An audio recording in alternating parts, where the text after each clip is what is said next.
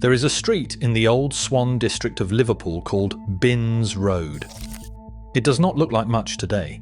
A retail park occupies the ground where the buildings once stood, and on a Saturday afternoon, cars drift through, past a 30-foot metal sculpture of a liver bird, and most of the people who park there and walk past it have no idea what it commemorates. They do not know that the ground beneath their feet was once the floor of one of the most extraordinary factories in the world. They do not know that Meccano Limited once occupied 5 acres of this ordinary Liverpool street, and that for more than 60 years a company put thousands of workers to work building something that ended up in the hands of children in Buenos Aires, Berlin, Paris, and New York. They do not know that those children grew up to become engineers, architects, and inventors, and that many of them would say, if you ask them, that it all began here, with a strip of metal, a nut, and a bolt. This is the story of Meccano Limited. How it rose from a clerk's borrowed idea to become the greatest toy manufacturing empire Britain ever produced. And how, one morning in November 1979, at the height of Britain's industrial decline, the whole thing came apart in the time it takes to read a redundancy notice. His name was Frank Hornby, and nothing about his early life pointed toward anything unusual. Born in Liverpool in 1863, he spent his 30s as a bookkeeper at a meat importing firm, a careful, methodical man in a respectable, unremarkable job. He had a family to keep and no obvious route out of the life he occupied. But Hornby had been reading Samuel Smiles. He had absorbed the Victorian gospel of self-improvement, the conviction that a man with patience, ingenuity, and persistence could remake his circumstances entirely. He believed it literally. He was about to put it to the test. The idea arrived around the turn of the century, prompted by watching his sons struggle with model cranes and bridges built from fixed, purpose-made pieces, toys that could only ever produce the single thing they were designed to make.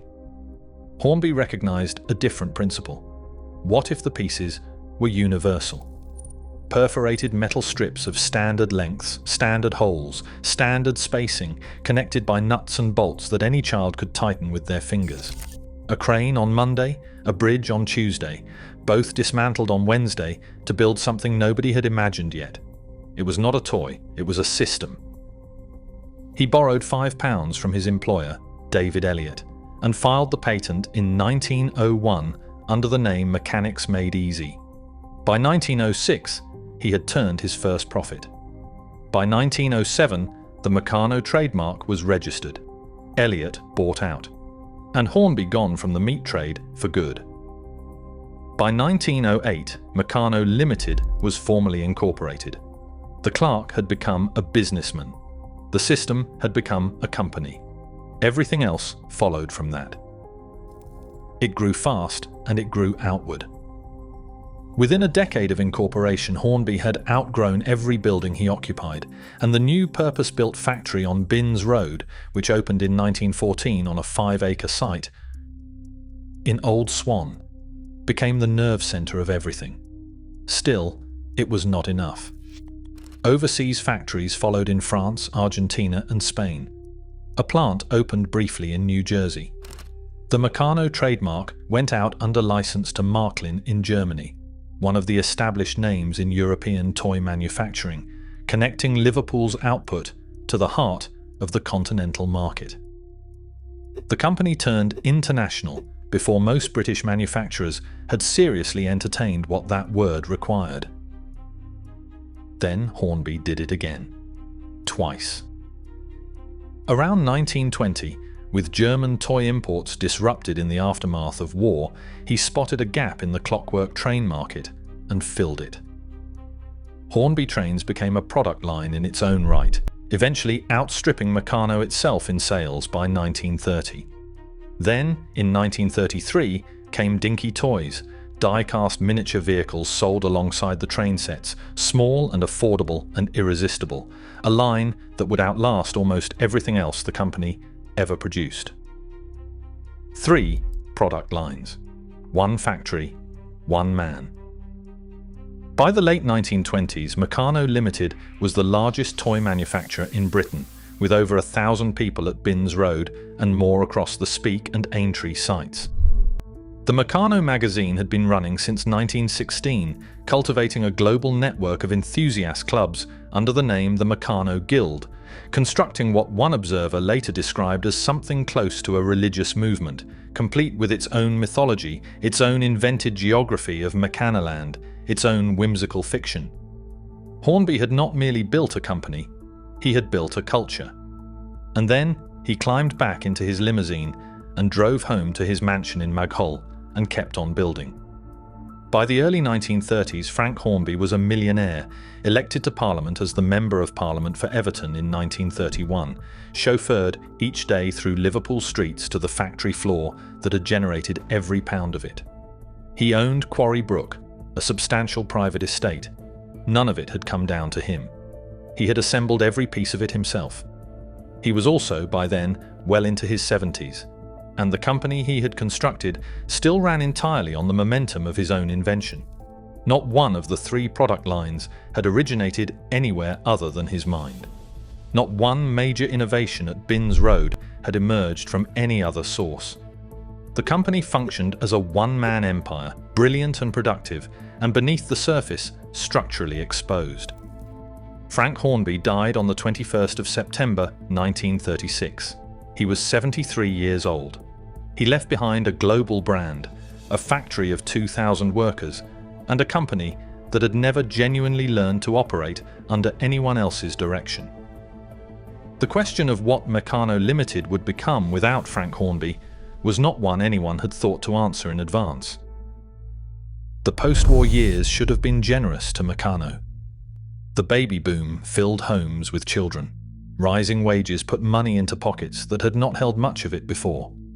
The British toy market expanded sharply through the late 1940s and the 1950s, and Meccano was still there, still producing, still exporting, still trusted, still turning out more than 300 distinct component parts and dispatching them across the world.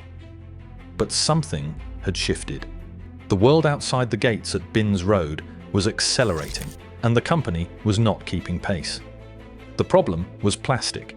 Across the industry, manufacturers were converting to injection-molded plastic components, polystyrene and ABS, materials that were cheaper to produce, lighter to ship, easier to shape into the complex forms that post-war design demanded.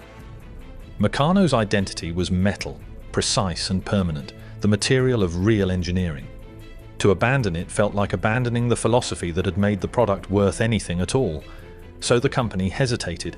It moved cautiously, partially, never committing fully to the transition that competitors were completing with increasing confidence. Then there was television. A generation of children in the 1950s grew up with science fiction on the screen, with space rockets and robots, and the dazzle of a future that arrived weekly in black and white.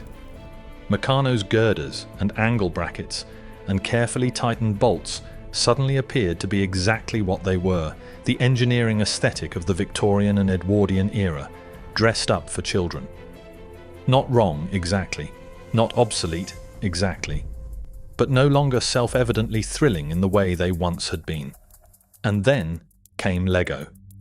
The Danish company's interlocking plastic brick system, refined through the 1950s and exported aggressively through the 1960s, offered children the same open-ended principle that Hornby had pioneered. Build anything, dismantle it, build something else, but in a material that was colourful, lightweight, and completely modern. Where Meccano asked for patience and a small spanner, Lego asked for nothing but imagination. The construction toy market, which Frank Hornby had essentially invented, was now being redefined by a company from Billund that had not existed when Binns Road opened. The company produced simplified sets with more contemporary themes. It came too late, and it did not go nearly far enough. By the early 1960s, despite generating over £1 million in annual exports, Meccano Limited was in financial difficulty. Still working, still exporting, still famous. And running out of road. In February 1964, Meccano Limited was acquired by Lines Brothers Limited, trading as Tri-Ang, which happened to be Meccano's largest domestic competitor. It was not a partnership, it was an absorption. Sweeping changes followed almost at once. The last remaining members of the Hornby family were removed from their positions. The old management structures dissolved. Binns Road became a subsidiary, directed from outside, producing under a name that no longer belonged entirely to itself. The workers stayed, the factory stayed. The product still passed through the same gates on the same street in Old Swan. But the company Frank Hornby had built, the independent Liverpool institution, had ceased to exist in any meaningful sense on the day the acquisition completed. The name survived. The spirit of it did not. Then Lines Brothers itself collapsed. In 1971, the Tri-Ang Group entered voluntary liquidation. Meccano Tri-Ang changed hands the following year, sold to Airfix Industries, a company that was itself running on borrowed time. The brand moved from hand to hand like something nobody quite knew what to do with, still present, still recognizable, still out there on the shelves, but no longer anchored to the place that had made it, no longer held by the people who understood what it had meant. On the 30th of November 1979, the workers at Binns Road arrived for their shift, as they had on every other working morning. Around 950 people. The factory was still running, still producing, still meeting its orders. Nothing in the rhythm of that morning announced what was about to happen. It was, by then, 11 days into the new Thatcher government's first full month of economic policy, and across British industry, at British Leyland, at the steelworks, at the shipyards, the same mathematics of contraction were already being applied. Binns Road was not exceptional, it was representative. Management assembled the workforce and read out the statement. Airfix Industries, the current owner, was closing the Binns Road factory with immediate effect. The company had recorded losses of £5 million across the previous 3.5 years, with a further million in the current financial year alone. The managing director kept it direct. "We have run out of money," he said. "It is as simple as that." The workers were given approximately 15 minutes to receive their redundancy notices. 15 minutes for 65 years of continuous manufacturing. 15 minutes for a culture that had given the word Meccanoland to the English language. 15 minutes. The shock in that factory did not produce silence. It produced defiance. Senior members of the plant's Joint Shop Stewards Committee refused to leave. The workforce, the vast majority of them women, who had always formed the backbone of Binns Road, stood with them entirely.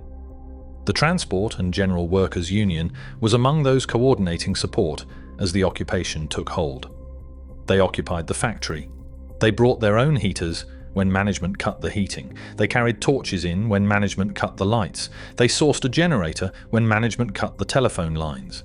For 14 weeks they held the building. In March 1980, a High Court order was granted. Bailiffs entered the site under police escort. The occupation ended. The workers left. Airfix itself did not survive much longer. The company that had acquired the remnants of Meccano entered liquidation in 1981. That same year, General Mills, the American conglomerate, purchased Meccano Limited and took full control of the franchise. The brand Frank Hornby had assembled on Merseyside with £5 borrowed now belonged to an American food and consumer goods corporation.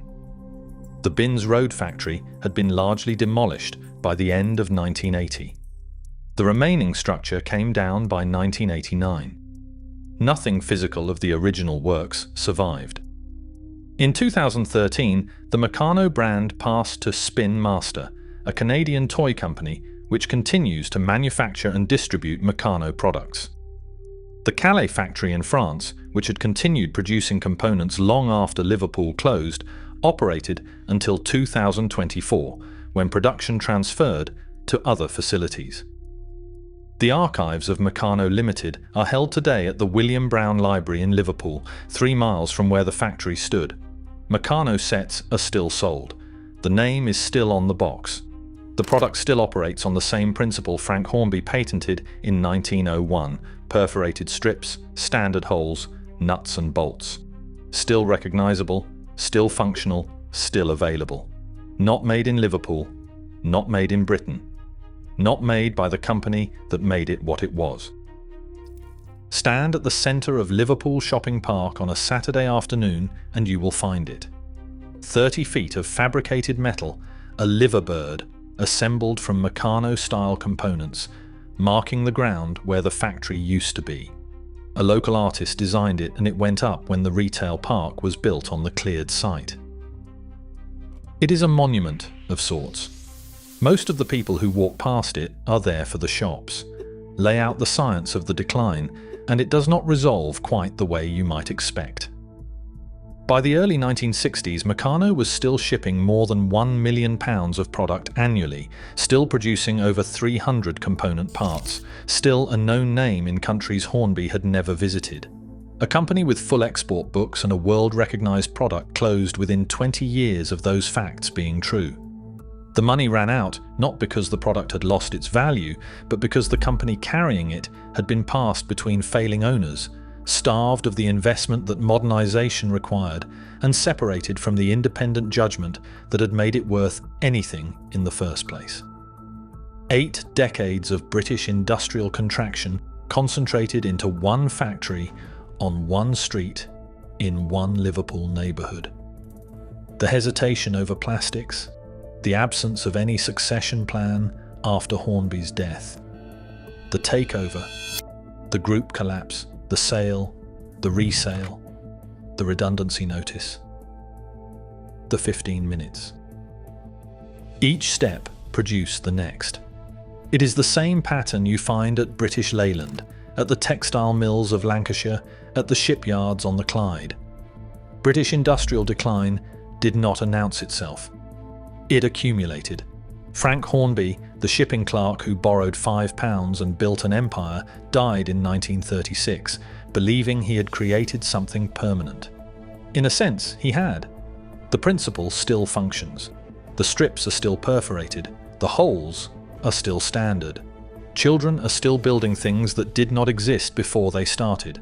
But on Binns Road there is a retail park, and a 30-foot metal bird stands where the factory used to be, put there so that no one forgets, in a place where almost everyone already has.